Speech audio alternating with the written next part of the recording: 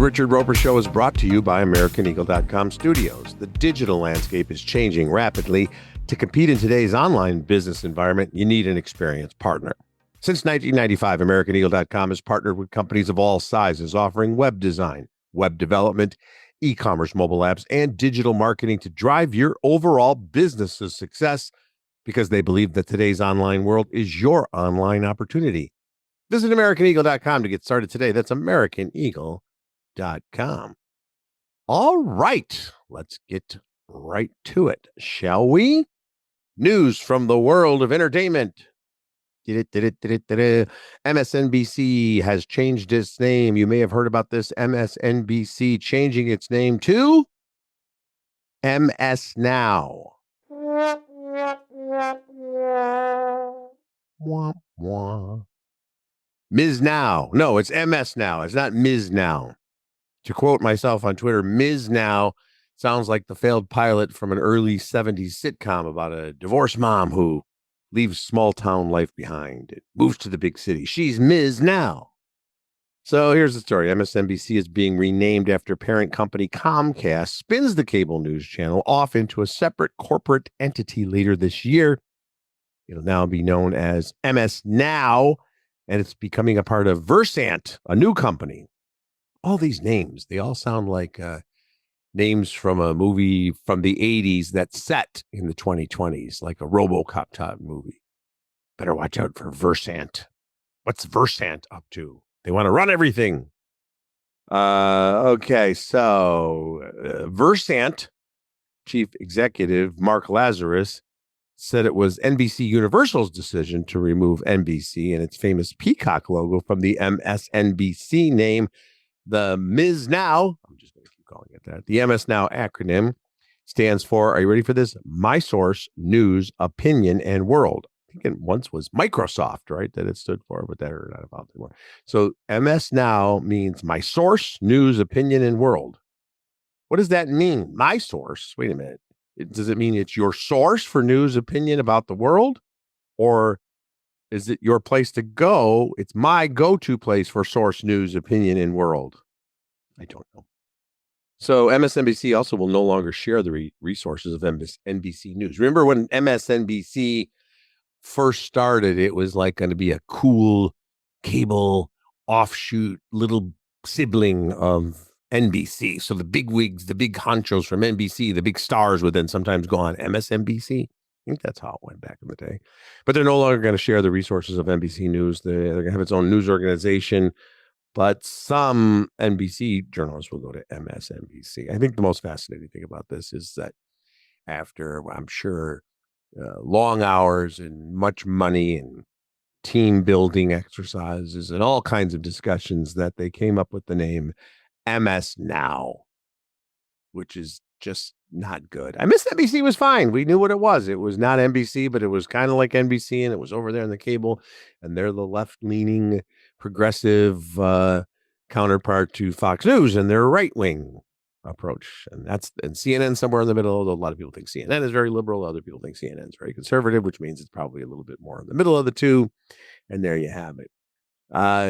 We've had a lot of these name changes in recent years. Now, way back in the day, HBO was HBO and always kind of considered the gold standard, right, of premium cable, and one of the first, if not the first.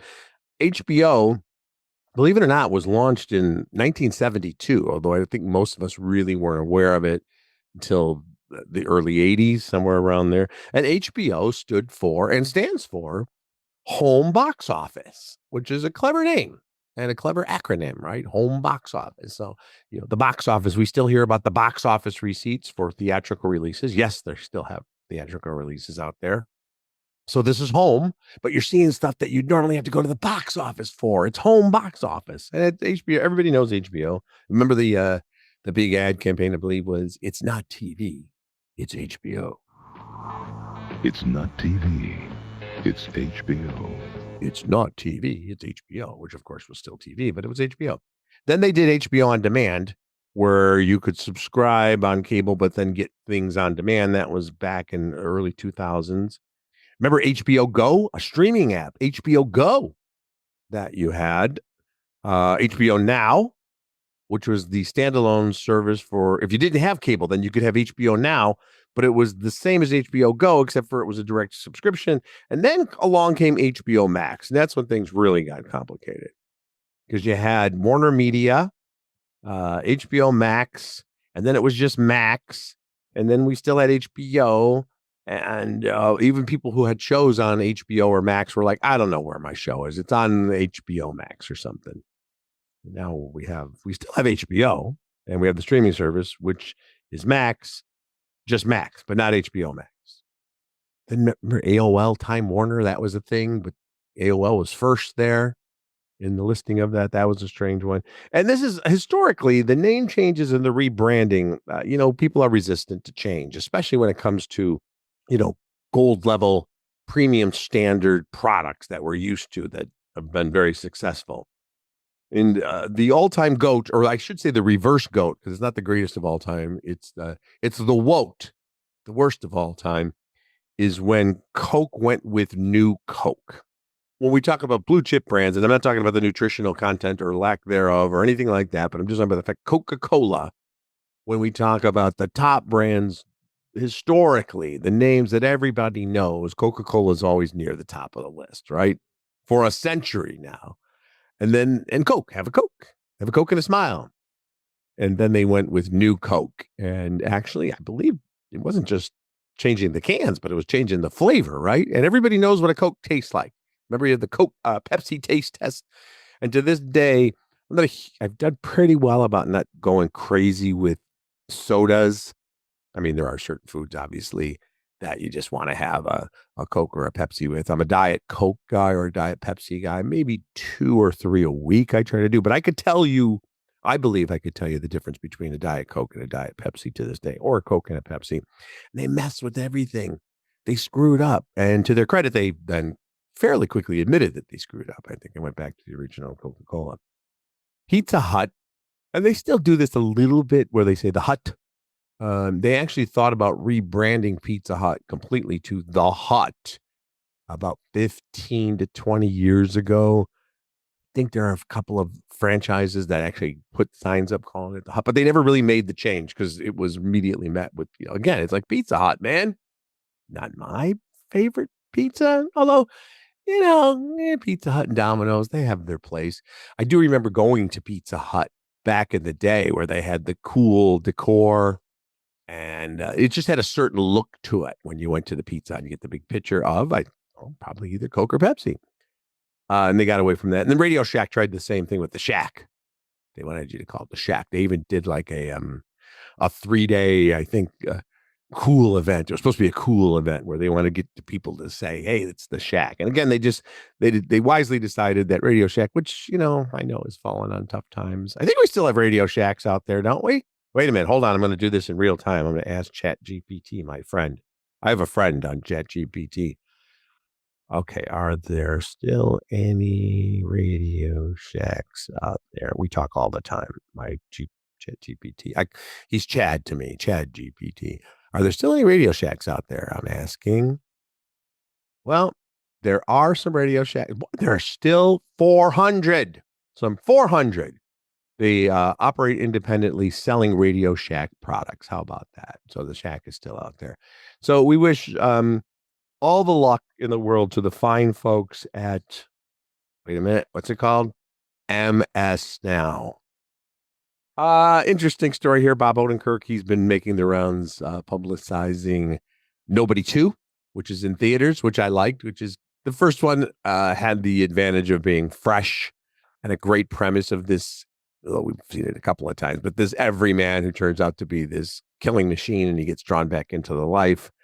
Now, in Nobody 2, the family goes on vacation to a theme park and it all happens all over again. But anyway, Bob Odenkirk's out there and he gave an interview to today.com and they asked him, you always have to ask actors who are known for one iconic role. You always have to ask if they're ever going to return to it. And of course, with Bob Odenkirk, he did play Saul Goodman on Breaking Bad and then Better Call Saul, which was the prequel and sequel at the same time. Mostly about his origin story, of course. And then they asked him, would he ever reprise his iconic role? And he had really, I think, a thoughtful answer. You might recall, if you watch the shows, that Saul Goodman, at the end of Better Call Saul, which is in present day, serving an 86-year prison sentence after confessing to his crimes, which included his support of Walter White's drug operation and acknowledging the role he played in Howard's death. Odenkirk says, rightly so. He's very, I love Bob Odenkirk. He's such a smart and self-aware and interesting guy. And he said, listen, this role changed my life, and those are the guys who've been Skilligan and everybody involved with that. Peter Gould, great writers and great, visionaries for television, some of the best of all time. And he says, look, if I would, they've moved on to other things, but if they wanted to bring it back, but he makes a great point. He's not getting out of prison. If there's another Saul show, it takes place inside prison, and it could show, follow his life behind bars. Yeah, because if you have him getting out on some technicality or getting out after 5 years or something, it mitigates and lessens the impact of him finally facing the consequences of his actions and, the horrible things he did, even though we love the guy, we love the character, I should say. So I think Odenkirk's onto something there. I would watch that if they picked it up 5 years from now and he's still in prison. And he's, of course, because imagine Saul Goodman finagling and bargaining and working both sides behind bars, because he'd still be Saul Goodman, right? Sharon Stone, who's in Nobody 2 with Bob Odenkirk. They asked her about Catherine Trammell, who is the character she played in Basic Instinct. And another, Sharon Stone, God bless her too, man. She's got no filter. She never really has, and she's got that I don't give a fuck kind of attitude, which is kind of great. When they asked her, there's a reboot of Basic Instinct. Joe Esterhaus, who wrote the original, I should say. He says that it's going to be an anti-woke version of Basic Instinct, which I don't quite understand, because I don't think a Basic Instinct in any way, shape, or form is a woke film, but whatever. So they asked her about the remaking or the reboot of Basic Instinct, and I don't know why you do it. I mean, go ahead, but good fucking luck is how she put it. And she's right. And she's, remember they did Basic Instinct, which is not a good movie, but is fantastically entertaining. It's lurid. It's over the top. All these giant performances from Sharon Stone and Michael Douglas and Jeannie Triplehorn and everybody else is in there. It's got all those famous scenes. It's a really high budget, glossy B movie, but entertaining as hell. Basic Instinct 2, which came out of 2006, was horrific, terrible, garbage. And again, Sharon Stone acknowledges that. And she says also in this interview, I retired, I died a couple of times. What are they going to do? Kill me again? Go ahead. So I don't think you're going to see Sharon Stone in any way, shape, or form, or flashback or anything else, or twin sister or whatever in the new woke version of Basic Instinct. All right, let's take a break, talk about Portillo's, and then we're going to come back with reviews of some new releases.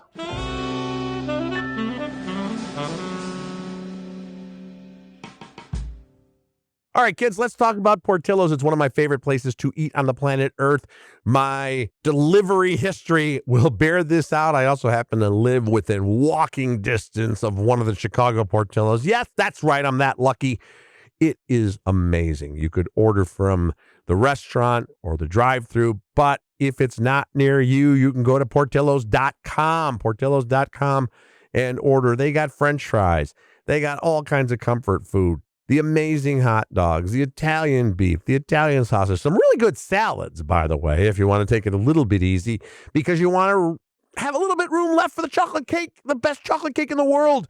Think about it. Portillos.com, Portillos.com. That's how you spell it, Portillos.com.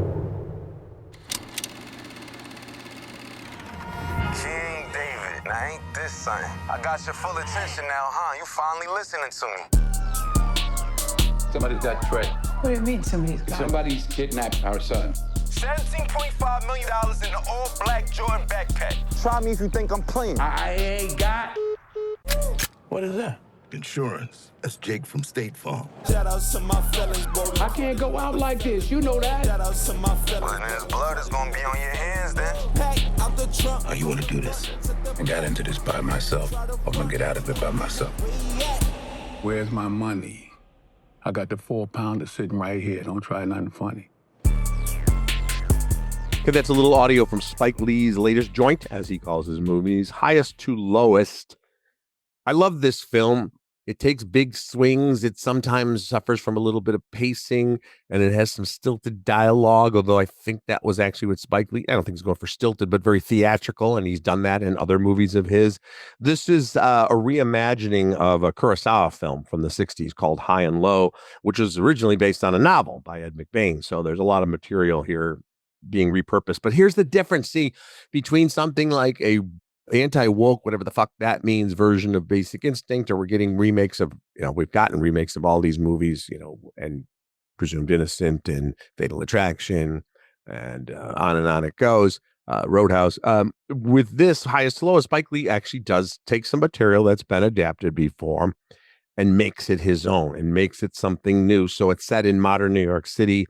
And David King, he's the king of music, played by Denzel Washington, kind of a Quincy Jones-esque figure who once dominated the music industry, had the best ears in the business, but now is trying to reclaim ownership of his record label. And then there's a kidnapping and a mix-up and a lot of moral crossroads going on and big decisions that have to be made and all these huge set pieces. There's a ransom drop delivery, if you will, exchange that takes place during a Puerto Rican Day parade, which is just brilliant cinema. There's a confrontation between the Denzel character and the kidnapper that's great. I just love what Spike Lee brings to movies. It seems odd to say this because he's Spike Lee and he's such a famous figure, both as a director and a courtside presence at Knicks games and commercials and all that.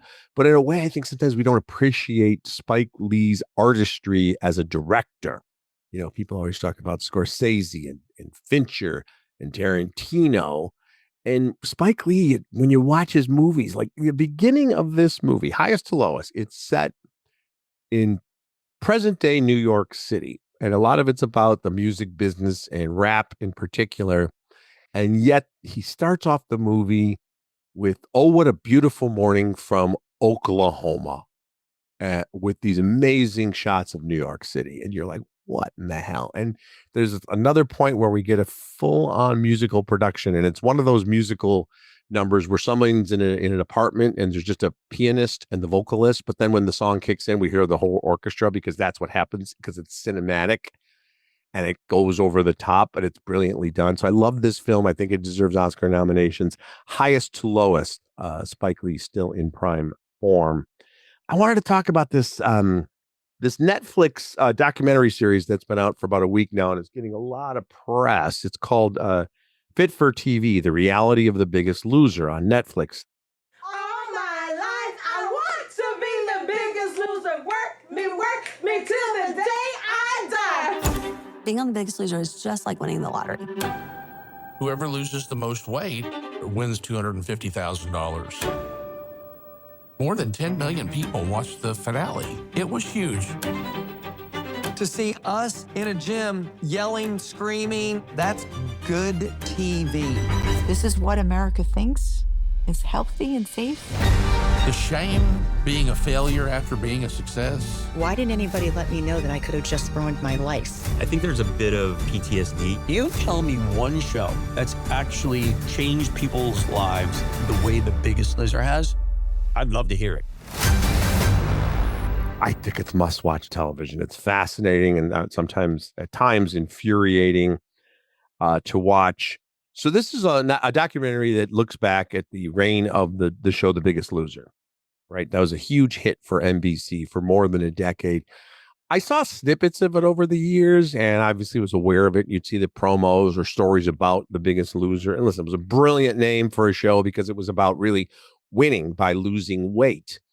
But it always, every time I would see even a snippet of it or a clip from it or a feature about it, I would think that makes me uncomfortable. You'd get these folks who were, definitely needed to lose weight. They were, most cases morbidly obese, but they would do those ritualistic, like the rituals of the weigh-in where, the women would be just in like a sports bra and the men would have to take off their shirts. And I'm like, why? I guess so we could see the dramatic changes. And they did all these challenges, sometimes, involving binging on food or not binging on food or picking up food. It just seemed, and then there were a lot of scenes of the trainer screaming at these people, boot camp style. And of course, listen, it's reality TV and we understand what that means. And they got to heighten the drama. And I know there were some uplifting stories too, and probably lives, people talking about their lives were saved by the show because they lost weight and the support of the families behind them and all of that. But the documentary, it opens up with one of the winning contestants, and you see him sitting there, and this gentleman is now bigger than he was when he was on The Biggest Loser. And we see this time and again that the winners in most cases gain back most of the weight, sometimes even more of the weight, because they were on these binge programs, these hard crash diets combined with, severe exercise. That's what made it a show. You weren't going to do a show saying, the 2-year plan to lose weight. We'll check in with these people and they'll lose 2 pounds a month. That's not television. So, the show gets into details about the way these people were exploited. And listen, these are adults. They signed up for it. Jillian Michaels, famous trainer who recently was on a cable news program idiotically saying that we sometimes overstate the impact of slavery and only 2% of Americans own slaves. And you're like, just shut up. You're an idiot. Now she's not on the show on the documentary. She declined to participate, but she's saying that she's going to file a lawsuit against Netflix and the producers because of the way she was portrayed. We'll see how that plays out. Bob Harper, I think is the name of the other one of the other trainers. He's on there, and I tell you something, he did himself no favors by agreeing to do an interview. One of the show's producers also, they seem very cavalier about the way people were treated, unapologetic when it's mentioned that this show made tens and tens of millions of dollars, which is what these shows do. And there were Biggest Losers internationally in all different countries. That happens with a lot of reality shows. In fact, a lot of the competition shows that we know actually started in other countries, Survivor and Big Brother and things like that. And so it goes back and forth. So these things become huge hits, and they're actually relatively inexpensive to produce because you get a host, you do these challenges, and then you have the contestants. And yeah, there's a big cash prize for 1 or 2 of them, but it, compared to that's why you see a lot of game shows now on network television and reality shows. They're not as expensive as scripted, traditional television. But after your cycle on The Biggest Loser, you were done. They didn't have any aftercare programs. They didn't do any consulting. And one of the producers just says, listen, we're not made of money, which is just a horrible thing to say. And I think for all of these shows, whether it's, people who are in rehab or dealing with different types of addictions or undergoing any kind of medical procedures or rapid weight loss, I think it behooves the producers and owners of these shows do some sort of aftercare, or at least offer it, and not just throw these people aside. But that's the way it works. You join up for these shows, you try to exploit them, they try to exploit you. But it just confirmed for me my impressions of The Biggest Loser as a show that I don't think, listen, if it got people thinking about weight loss and inspired other people to go to the gym, but in the years since that show's been on the air, obesity and weight gain has been a bigger problem than ever, even with the advent of Ozempic and everything. But it's a fascinating documentary. You can draw your own conclusions. It's called Fit for TV, The Reality of The Biggest Loser on Netflix. A couple of movies, both of these featuring Sydney Sweeney, who could use some publicity. She's never in the news, ever. I don't know why. She's just, not out there trying to capitalize on her rapid rise to fame and her huge career. So Eden, this is a fascinating film. Ladies and gentlemen, you are the very definition of survival of the fittest. To those who dare to dream. Gentlemen, this is where we'll build Hacienda Paradiso. We did it. The pirates! Come on! He's trying to get us off this island. Trust me, by this time next year, one of us will be gone. It's directed by the great Ron Howard, and it's a survival thriller set in the Galapagos. The Floriana Island, which is in the Galapagos. And it's in 1929, and Jude Law plays Dr. Friedrich Ritter, and Vanessa Kirby is his wife, Dora. They are idealistic German settlers who have gone to this island to create a new society. And they become kind of famous because he leaves letters as he's working on a book, the dock, on this little mailbox, and ships or boats occasionally come by and they'll pick up the letters and the missives, and then they were getting published in the newspaper. So then other families come out there, including the Whitmer family. Daniel Bruhl, who's a terrific actor, and Sydney Sweeney, and then Ana de Armas and her camp come out there. She's going to set up a hotel, and it becomes kind of a Lord of the Flies on this island, as you have these 3 distinct camps, and there's not a lot of available fresh water, and there's wild boar out there and other animals eating gardens, and food becomes scarce, and all of that kind of stuff. And it's pretty intense and pretty savage. And yeah, not everybody gets off the island or makes it off the island. Speaking of Survivor, it's a real life Survivor. And one of the fascinating things about this is you realize when you do realize, or you find out, it's a true story. This really happened.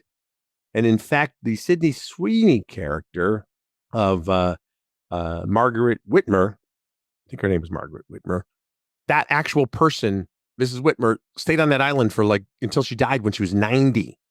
Incredible. It's one of those movies where at the end you see the photos of the real life people and you find out what happened to them. So Eden, Ron Howard is the director, Sydney Sweeney, nice German accent, great performances by everybody there. Also, this is a movie hitting theaters. Now it's in theaters. It was made a few years ago and got caught up in the red tape of whatever, I don't know, studio stuff.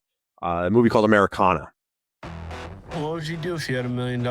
I'd go to Nashville, sing professionally. I didn't know you were a singer. You sing country music? What kind of music is there? Oh. Wow. I got a really dumb idea I'd like to run by you. I think something bad's going down. Have a look at the newest addition to my humble little collection, a Lakota Indian ghost shirt. Hello? A ghost shirt? Are you any good at singing? I'm a hidden gem. This is a very much a Tarantino, I don't want to say ripoff, but homage. It's a neo-Western. So it's set in this small South Dakota town where everybody, the MacGuffin here that everybody wants to get is what they call a ghost shirt, which Native Americans and indigenous people, the ghost shirt, the lore there is if you wore the ghost shirt, it would make you impervious to the white man's bullets, literally. So it's this famous artifact, and they're all trying to get a hold of it. It's worth millions. And Sydney Sweeney here plays a waitress, and she's got a stammer, kind of a speech impediment. She's got ambitions of becoming a country music star, and she hooks up with Lefty Ledbetter, played by the great Paul Walter Hauser.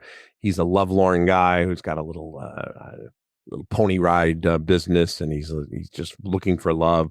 A lot of other great actors come in and out of this story. It's very much in the vein of a Tarantino film in that we have it separated into different parts that are given, those little interstitial type graphic titles, and the timeline is jagged. So we go back and forth, and then we're going to end up with this giant shootout. There's a cult-like family that becomes involved, and a little boy who thinks he's the reincarnation of the spirit of Sitting Bull, which is insane and offensive, but they play it as such kind of in the movie. All over the place, darkly funny. You can kind of see everything coming, but brutal, and I liked it a lot. I know it's getting mixed reviews, and I don't think it's going to have a big, long stay at theaters, but I say check it out. And Sydney Sweeney, again, with all the hoopla and the commercials and the jeans and the is really carving out quite a career. And I give her credit for taking on different projects. Some of them are big, rom-coms or action movies or whatever, but then, doing things like Eden and Americana, in both cases, not roles. I mean, she's like, you're gorgeous, but not roles that play on that, at all. And she's terrific in them. So we got some good stuff out there for you to check out, whether you're watching that Netflix doc or heading to the theaters. Okay, that's going to do it for this week's edition of the Richard Roeper Show. Next week, it's Labor Day weekend, believe it or not, because Labor Day is the 1st of September, I believe, right? So late August, but we're still going to have a fresh show just for you guys. So I hope you'll check it out.